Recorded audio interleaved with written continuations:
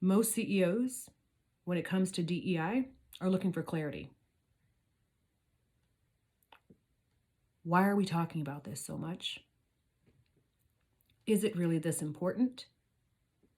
And more importantly, how do I implement it in a way where I'm not the target of corporate bullying, where I don't have employees threatening to quit because they feel that we're spending too much time on our Black, brown, and LGBT employees?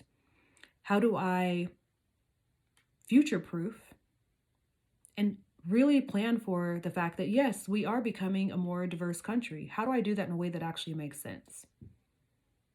And guess what? No one's offering that. What I constantly see in the media is why it's important. Why? This McKinsey study said this. This Deloitte study said that.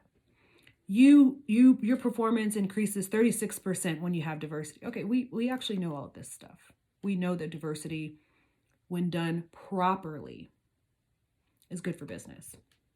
What we don't know is how to avoid the divisive nonsense of DEI.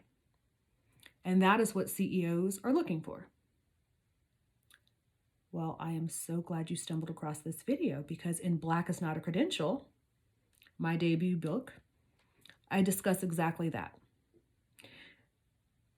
I think that we've made this conversation far more complicated than it needs to be.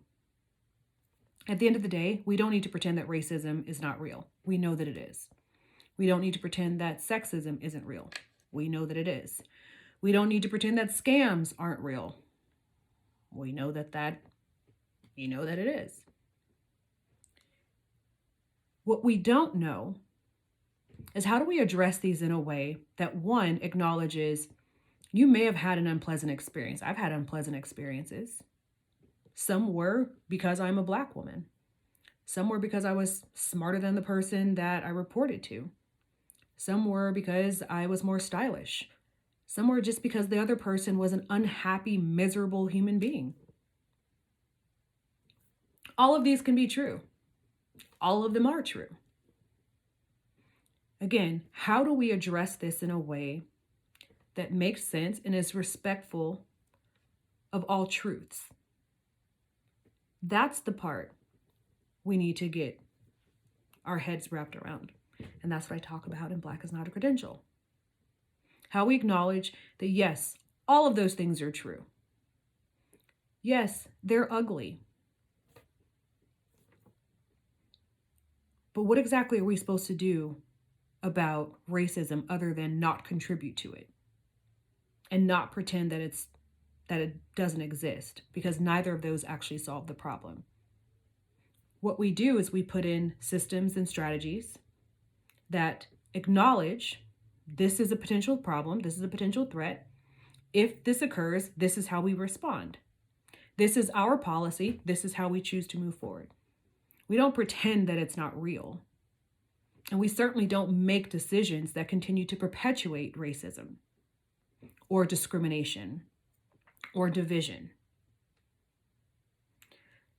The clarity is what's lacking.